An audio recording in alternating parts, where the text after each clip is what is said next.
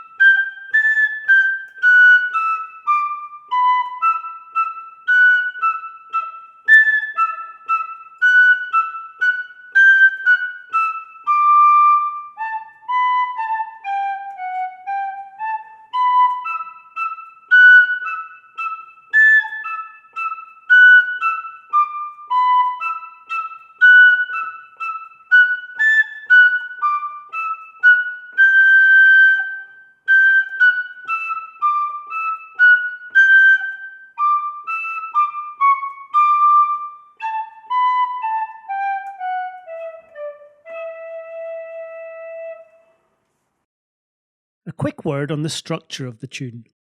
There are three main sections, Part 1, Part 2A and Part 2B.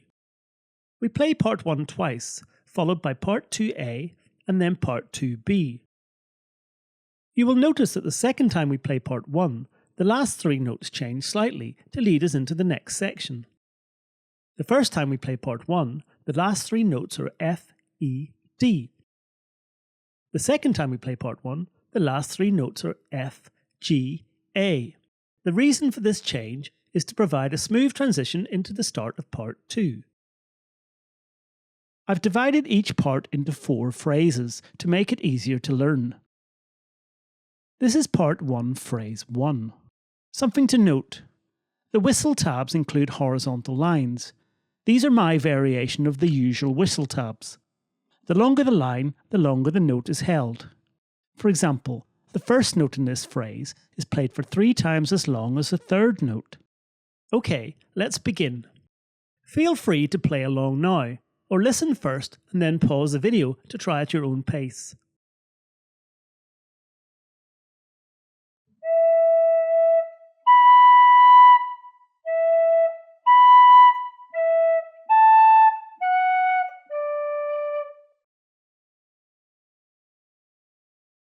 This is Part 1, Phrase 2. Some notes in the whistle tabs have a plus sign below them. This indicates a higher octave. You'll need to blow a bit harder to play these notes. To play a high D, you can also optionally lift your finger off hole 1 to help it play more clearly.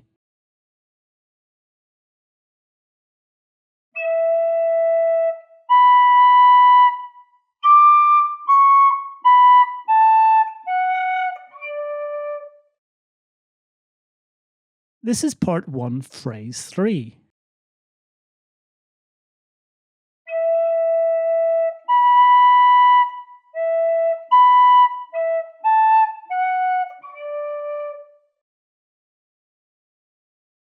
This is Part 1, Phrase 4.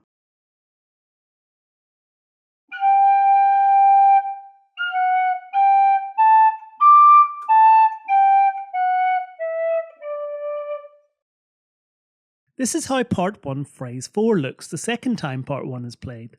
The only difference is the last 3 notes.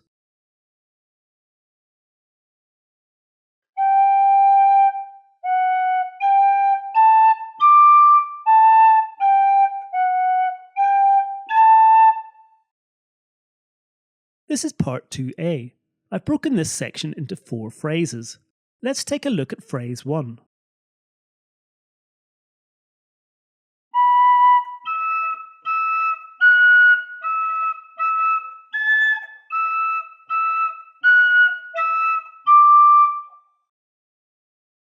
This is part 2A, phrase 2.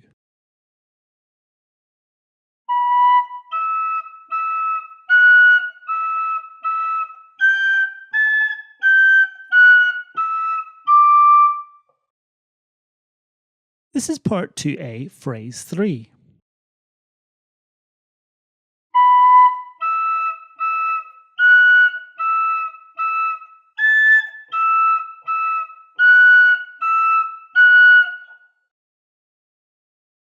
This is part 2A, phrase 4.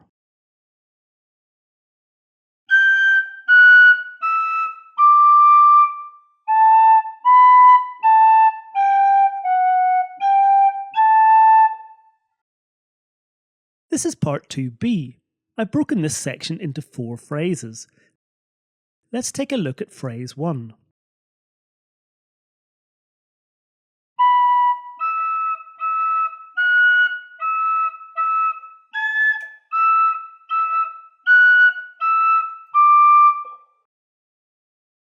This is part 2B, phrase 2.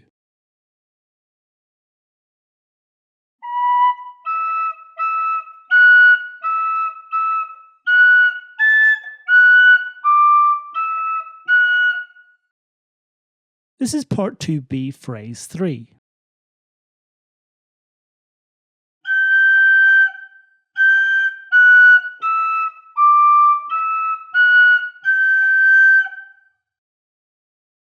This is part 2B, phrase 4.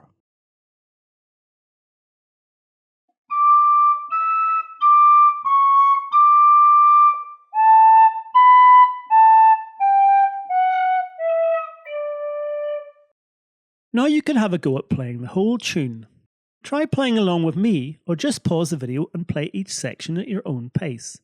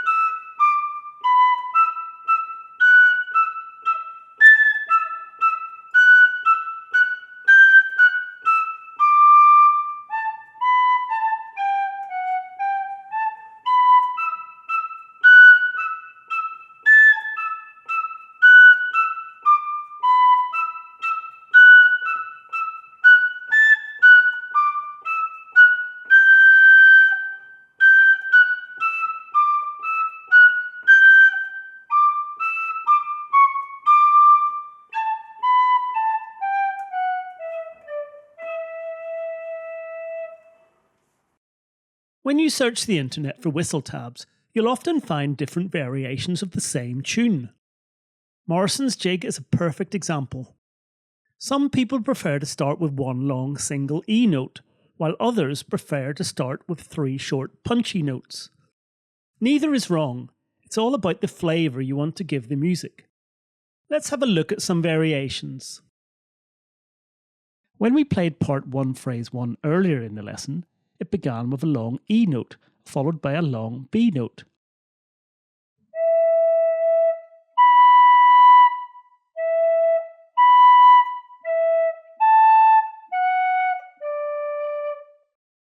These long notes are 3 times as long as the other notes in this phrase.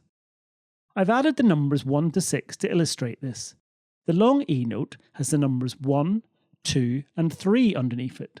This means you hold this E note for the entire duration of the 3 counts 1, 2, 3. The long B note is similar and is also held for 3 counts 4, 5, 6.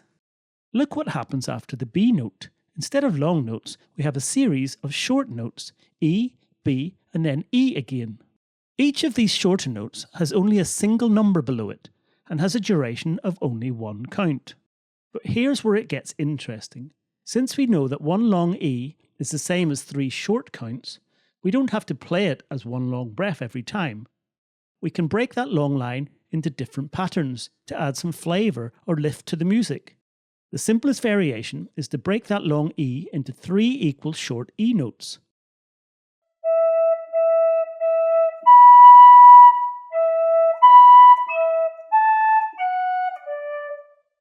Another variation we can use instead of using 3 equal notes, we can join the first 2 notes together.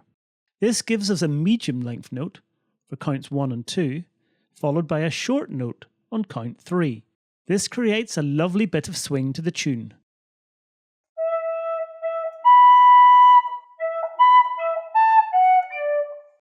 Now that you've seen these patterns on the E note, the great news is you can apply these to the long B note in this phrase too.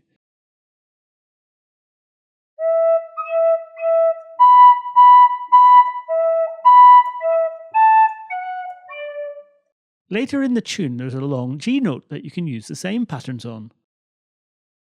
On the screen I've included some variations of part 1 phrase 1 using the patterns we just discussed. Have a go at playing along to these variations until you feel comfortable swapping between the different patterns.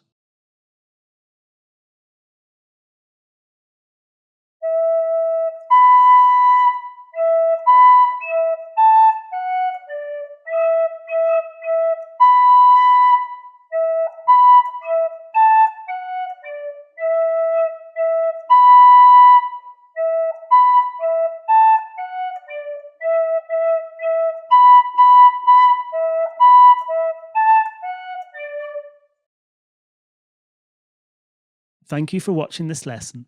If you found it helpful, please take a moment to give it a like. And please subscribe to stay informed about more lessons like this. Happy whistling!